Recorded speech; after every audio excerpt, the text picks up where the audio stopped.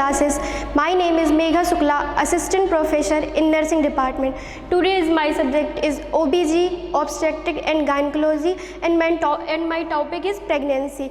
It is useful for BPT second year and BSc Nursing fourth year. आज सबसे पहले objective देखेंगे। आज की क्लास में हम क्या क्या पढ़ेंगे। सबसे पहले पढ़ेंगे डेफिनेशन, प्रेगनेंसी की डेफिनेशन क्या होती है। उसके बाद साइन ऑफ प्रेगनेंसी, प्रेगनेंसी में क्या क्या साइन इंक्लूड होते हैं। उसके बाद फिजियोलॉजिकल चेंजिंग ड्यूरिंग प्रेगनेंसी, और प्रेगनेंसी के दौरान क्या क्या बॉडी में चेंजेस होते हैं, वो सारी चीज़ें हम आज की क्लास में पढ़ेंगे।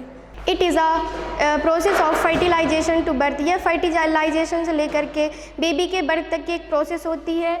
It start when male sperm of the fertilize with female egg. यह तब से स्टार्ट होती है जब मेल एग और फीमेल एग का फर्टिलाइजेशन होता है फेलोपियन ट्यूब में। Pregnancy is counted as 40 weeks starting from the first day of the mother last menstrual period. Pregnancy को 40 वीक के अंतर्गत गिना जाता है और यह मदर के लास्ट मेंस्ट्रुअल पीरियड से स्टार्ट होता है और 40 वीक तक चलता है। उसके बाद आता है sign of pregnancy. Pregnancy after combining all the 3 trimester there are mainly 3 sign of pregnancy. Pregnancy को मेनली 3 ट्राइमेस्टर में डिवाइड किया गया है। फर्स्ट से लेकर 3rd मंथ तक होता है फर्स्ट ट्राइमेस्टर, 4 से लेकर 7 मंथ तक होता है 6 मंथ तक होता है, 4 से लेकर 6 मंथ तक का होता है सेकेंड ट्राइमेस्टर, और 7 से लेकर 9 मंथ तक का होता है 3rd ट्राइमेस्टर। इन तीनों ट्राइमेस्टर को मिला के जो भी साइन एंड सिम्टम प्रेगनेंसी में दिखाई देते हैं वो सारे इधर पे इंक्लूड है। सबसे पहला साइन होता है प्रिजम्पटिव साइन, सेकेंड होता है प्रोबेबल साइन, और 3rd होता है पॉजिटिव साइन। अब सबसे पहले देखेंगे प्रिजम्पटिव साइन क्या होता है। This include maternal physiological changes in which the women experience indicated that pregnancy. ये क्या होते हैं, मदर में दिखाई देने वाले फिजियोलॉजिकल चेंजेस होते हैं जो क्या प्रेगनेंसी को इंडिकेट करते हैं। सबसे पहला होता है एमन्यूरिया। एमन्यूरिया का मतलब होता है एब्सेंस ऑफ मेंस्ट्रुएशन। जब भी प्रेगनेंसी कंसीव कर लेती है मदर तो उसके मेंस्ट्रुअल साइकिल बंद हो जाती है, क्योंकि जो इंडोमेट्रियम लेयर होती है जो मेंस्ट्रुअल के लिए ज़रूरी होती है वो प्रेगनेंसी को प्रिपेयर करने के लिए लग जाती है, तो उसी इंडोमेट्रियम लेयर का सेट ऑफ नहीं होता, इसी वजह से मेंस्ट्रुअल पीरियड 9 मंथ के लिए रुक जाते हैं। उसके बाद आता है nausea and vomiting in first trimester. First trimester में मतलब 1 से 3 महीने तक के अंदर उसको नोजिया और वॉमिटिंग की शिकायत देखने को मिलेगी। Frequency of micturition in first trimester. First trimester में उसको बार बार यूरिन पास आउट करने की भी समस्या देखने को मिल सकती है। उसके बाद आता है फैटिग, उसको थकावट भी महसूस होती है वुमेन को। Enlargement of the breast along with tingling sensation. उसके ब्रेस्ट का इनलार्जमेंट देखने को मिलेगा, साइज बड़ा देखने को मिलेगा और सिहरन की अनुभूति होगी। Montgomery appearance of small bump around the areola. जो एरियोला पार्ट होता है ब्रेस्ट का उसमें स्मॉल बम्प्स लाइक मतलब छोटे छोटे दाने लाइक स्ट्रक्चर देखने को मिलेगी। Pigmentation of skin colour changes देखने को मिलेंगे और स्ट्रेच मार्क भी प्रेजेंट मिलेंगे। उसके बाद आता है probable sign, maternal physiological changes which are detached upon examine by the examiner. ये भी मदर में पाए जाने वाले फिजियोलॉजिकल चेंजेस होते हैं जो क्या एग्जामिनर द्वारा एग्जामिन किए जाते हैं। Sign include change the shape and size of the uterus. इसमें यूट्रस का शेप एंड साइज चेंज दिखाई देगा, क्योंकि जब बेबी ग्रो करेगा, फीटस ग्रो करेगा तो उसके बाद यूट्रस का साइज बड़ा हो जाता है। हेगार साइन, हेगार साइन का मतलब होता है softening of the lower uterine segment. जो यूट्रस का लोअर पार्ट होता है उसमें क्या सॉफ्टनेस दिखाई देगी। चैडविक साइन, उसके बाद bluish discoloration of the cervix and vagina. Chadwick sign का मतलब होता है जो सर्विक्स और वजाइना होता है उसमें ब्लूइश डिस्कलरेशन पार्ट दिखाई देता है, क्योंकि वहाँ पे ब्लड फ्लो इंक्रीज हो जाता है जिसकी वजह से ये साइन वहाँ पे प्रेजेंट होता है। उसके बाद आता है Goodell sign, softening of the cervix with increase discharge.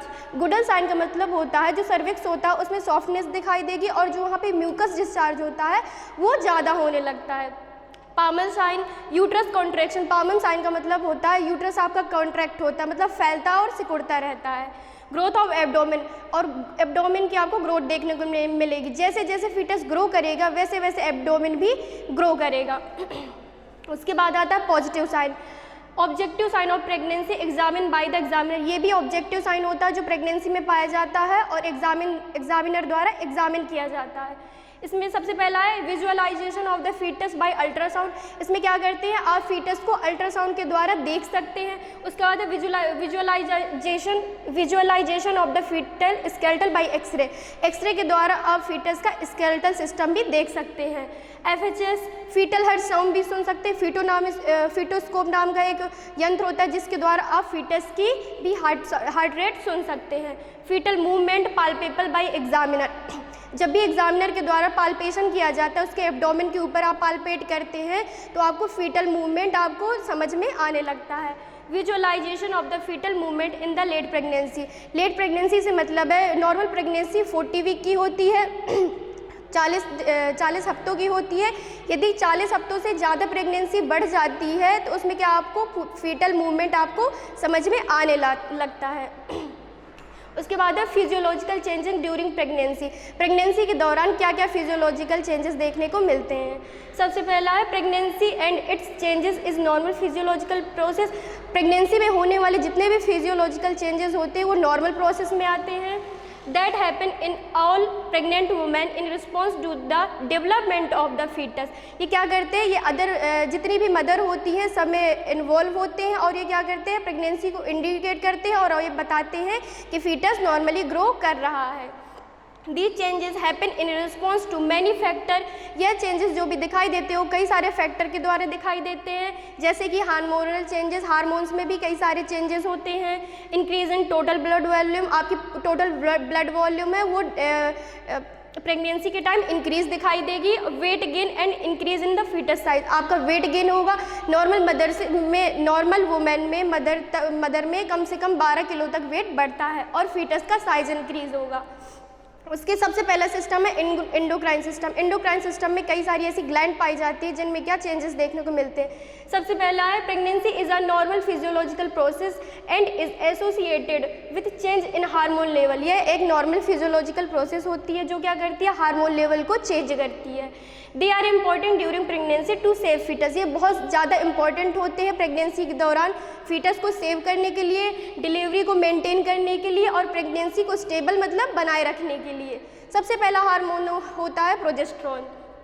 At the beginning, it is produced by corpus luteum and reach the maximum 10 weeks after the placenta is formed. It start to the produce to the progesterone reaching its maximum amount at 40 weeks। हाँ, starting में जो progesterone होता है वो corpus luteum layer के द्वारा produce होता है, लेकिन 10 वीक के बाद प्रेगनेंसी पॉसिबल होने के 10 वीक के बाद प्लेसेंटा फॉर्म हो जाता है, बन जाता है, जिससे यह प्लेसेंटा द्वारा सीक्रेट होने लगता है और मैक्सिमम 40 वीक तक ये सीक्रेट होता रहता है। The placenta production of progesterone is decrease last month. जो प्रोजेस्टेरोन का प्रोडक्शन है वो लास्ट मंथ में डिक्रीज होने लगता है। उसके बाद आता है estrogen. Estrogen has a vasodilator effect, increase blood flow to utero placental in preparing for uterine contraction. Estrogen क्या होता है, इसमें वैसोडाइलेटर इफेक्ट होता है, जो वहाँ पे ब्लड वेसल्स होती है उनको फैलाने का काम करता है और ब्लड फ्लो को इंक्रीज करता है और यूट्रस को प्रिपेयर करता है कॉन्ट्रैक्शन के लिए। अब आता है relaxin. It is a produced in the corpus luteum layer. ये भी कार्पस ल्यूटियम लेयर के द्वारा ही प्रोड्यूस होता है और बाद में यह डेसिडुआ और प्लेसेंटा के द्वारा प्रोड्यूस होने लगता है। Increase the first trimester, it has strong vasodilator effect. यह सबसे ज़्यादा फर्स्ट ट्राइमेस्टर में इंक्रीज होता है और इसमें भी वैसोडाइलेटर इफेक्ट प्रेजेंट होता है। उसके बाद आता है रिप्रोडक्टिव सिस्टम में क्या क्या चेंजेस देखने को मिलेंगे। सबसे पहले यूट्रस में चेंजेस देखने को मिलेंगे। The abdominal content displaced in response to the increase size of the uterus which 5 times more than normal. क्या होता है, प्रेगनेंसी के दौरान जो एब्डोमेन है उसका साइज़ 5 गुना ज़्यादा बढ़ जाता है, क्योंकि जब फीटस ग्रो करता है तो फीटस के ग्रो करने की वजह से यूट्रस आपका साइज़ में बड़ा होने लगता है और यूट्रस का साइज़ बड़ा होता है तो आपके एब्डोमेन का भी साइज़ बड़ा होने लगता है, जो क्या 5 गुना ज़्यादा होता है नॉर्मल साइज़ से। This increase in the size of uterus associated with an increased blood supply to the uterus। और ये जो साइज इंक्रीज होता है उसकी वजह से ब्लड फ्लो भी बहुत ज़्यादा इंक्रीज होने लगता है। Uterus increase in size till the 38 weeks after that the fundus level start to descend preparing for delivery। ये जो इंक्रीजमेंट है यूट्रस का वो लगभग 40 वीक की प्रेगनेंसी में 38 वीक तक इंक्रीज होता है और लास्ट के वीक में ये डिसेंड करना मतलब नीचे धकेलना शुरू कर देता है प्रेगनेंसी को डिलीवरी को प्रिपेयर करने के लिए। उसके बाद आता है cervix. The enlarged mucus gland of cervix during pregnancy secrete mucus plug. जो इनलार्ज म्यूकस ग्लैंड है जो सर्विक्स की जो इनलार्ज हो जाती है बड़ी हो जाती है वो एक म्यूकस प्लग का सीक्रेशन करती हैं। ये म्यूकस प्लग जो होता है बहुत ज़्यादा सीक्रेट होता है और एक जाल टाइप में बनाता है किसके सर्विक्स के अंदर और बाहरी आघातों से और बाहरी इन्फेक्शन से फीटस को और यूट्रस को बचाता है। उसके बाद आता है vagina. During pregnancy there is increase in the blood supply to the vagina. Pregnancy के दौरान जो नॉर्मल इंक्रीजमेंट होती है ब्लड सप्लाई की ये उससे कई ज़्यादा बढ़ जाती है। Its colour change from pink to purple and becomes more elastic in the second trimester. और इसमें क्या होता है नॉर्मल जो वेजाइना का कलर होता है वो पिंक कलर होता है लेकिन प्रेगनेंसी के दौरान ये पिंक से पर्पल कलर में कन्वर्ट हो जाता है और सेकेंड ट्राइमेस्टर के आते आते बहुत ज़्यादा इलास्टिक हो जाता है। उसके बाद आता है मस्कुलोस्केलेटल सिस्टम। इसमें क्या होता है पॉस्चर चेंज देखने को मिलेंगे। Report postures include reduction in lumbar lordosis. जो भी लंबर वर्टिब्रा कॉलम होता है उसमें आपको झुकाव देखने को मिलेगा और जो लंबर थोरेसिक वर्टिब्रा होता है उसमें भी आपको झुकाव देखने को मिलेगा। उसके बाद आर्टिकुलर चेंजेस हैं उसमें क्या the normal symphysis gap shows an average increase of 3 millimetre during pregnancy. जो सिम्फाइसिस गैप होता है नॉर्मल सिम्फोसिस बोन में प्रेजेंट होता है वो क्या होता है 3 मिलीमीटर तक बढ़ जाता है नॉर्मल के according.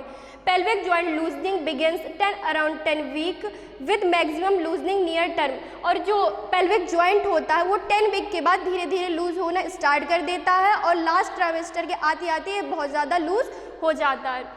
The sacrococcygeal joint also loosen by the last trimester. और लास्ट ट्राइमेस्टर में जो सैक्रोकॉक्सीजियल जॉइंट होता है जो सैक्रम और कॉक्सिक्स के बीच में प्रेजेंट होता है वो भी बहुत ज़्यादा लूज हो जाता है। उसके बाद आता है न्यूरोमस्कुलर चेंजेस। इसमें क्या होता है during pregnancy the enlarge uterus result in elongation of the Linnaea Elba. Pregnancy के दौरान जो मदर के एब्डोमेन में एक लाइन क्रिएट होती है जिसको लीनिया एल्बा कहते हैं। प्रेगनेंसी के पहले वो लाइन बहुत ही ज़्यादा हल्की होती है जो विजुअल नहीं होती दिखाई नहीं होती है लेकिन प्रेगनेंसी के दौरान वह लाइन डार्क हो जाती है और आपको अच्छे से दिखाई देने लगती है। उसको लीबिया निग्रा कहते हैं। A decrease in muscles stiffness and thus active stability of joints में result of alteration of muscle. ये क्या होता है जो मसल्स की टाइटनेस होती है उसको कम कर देती है और ये प्रेगनेंसी के लिए बहुत ज़्यादा ज़रूरी है जो भी मसल्स के जितने भी कॉन्ट्रैक्शन हो बहुत अच्छे से हो। उसके बाद आता है कार्डियोवैस्कुलर चेंजेस। कार्डियोवैस्कुलर चेंजेस क्या क्या होंगे cardiac output increase through early pregnancy and peaks in the third trimester. जो कार्डियक आउटपुट होता है वो अर्ली प्रेगनेंसी में इंक्रीज हो जाता है बढ़ जाता और लास्ट ट्राइमेस्टर तक बढ़ा ही रहता है। The heart rate increase but generally not above 100 beat per minute. जो हार्ट रेट होती है वो नॉर्मल इंक्रीज तो होती है बढ़ती तो है लेकिन 100 बीट पर मिनट से ज़्यादा नहीं बढ़ती है। The systolic and diastolic blood pressure drops 10 to 15 mm in first trimester। जो systolic and diastolic blood pressure होता है वो प्रेगनेंसी के दौरान 10 से 15 mmHg तक घट जाता है। All these cardiovascular adaptation can lead to common complaints। ये जितने भी सारे सिम्टम आपको जितने भी सारे चेंजेस आपको देखने को मिलेंगे वो कंप्लेंट के तौर पे जैसे कि palpitation increase exercise tolerance and dizziness. आपको चक्कर आएंगे थकावट महसूस होगी ये सारे नॉर्मल फिजियोलॉजिकल चेंजेस हैं। उसके बाद है respiratory system changes. Respiratory system में क्या क्या चेंजेस देखने को मिलेंगे there is increase oedema in the upper respiratory tract. जो अपर रेस्पायरेटरी ट्रैक्ट होता है उसमें एडिमा देखने को मिलेगी सूजन देखने को मिलेगी। Elevated diaphragm for about 4 centimetre इस क्लिनिकल। जो भी डायाफ्राम होता है वो जो क्लिनिकल प्रेजेंटेशन होती है उससे वो 4 सेंटीमीटर इधर उधर खिसक जाता है क्योंकि उसमें प्रेगनेंसी में एब्डोमेन का साइज और यूट्रस का साइज बढ़ जाता है। Presentation with pregnant woman because of the enlarge of uterus. Chest circumference increase from 5 to 7 centimetre. जो चेस्ट का सरकमटेंस है, चेस्ट का साइज है, वो 5 से 7 सेंटीमीटर तक प्रेगनेंसी के दौरान बढ़ जाता है and associated with lower chest compliance. और जो लोअर चेस्ट कॉम्प्लियंस है वो सारी चीज़ें भी प्रेजेंट दिखाई देंगी। गैस्ट्रोइंटेस्टाइनल चेंजेस क्या क्या देखने को मिलेंगे? Progesterone cause smooth muscle relaxation. Progesterone के इंक्रीजमेंट से जो आपके मसल्स है उनमें स्मूथ और रिलैक्सेशन देखने को मिलेगा। The exact cause of nausea is not fully understood but it correlates with the rise level of SCG. जो नोजिया का एग्जैक्ट कॉज है वो आज तक किसी को पता नहीं लगा, लेकिन जो एससीजी है, ह्यूमन कोरियोनिक गोनेडोट्रोपिक हार्मोन, जो प्रेगनेंसी के दौरान रिलीज होता है, उसकी वजह से आपको नोजिया की शिकायत हो सकती है। यह हार्मोन प्रेगनेंसी को कंफर्म करने के लिए भी टेस्ट किया जाता है। The stomach also constipation and haemorrhoids can occur during pregnancy. आपको प्रेगनेंसी के दौरान कॉन्स्टिपेशन, कब्ज की या हेमरोइड्स की भी कंडीशन सिचुएशन देखने को मिल सकती है।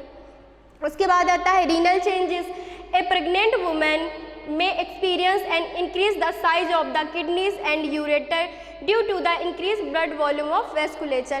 इसमें क्या होता है, किडनी और यूरेटर का साइज बड़ा हो जाता है। किसकी वजह से? जब ब्लड फ्लो ज़्यादा हो जाएगा, सिक्रेशन ज़्यादा हो जाएगा, तो किडनी और यूरेटर का साइज भी बड़ा हो जाएगा।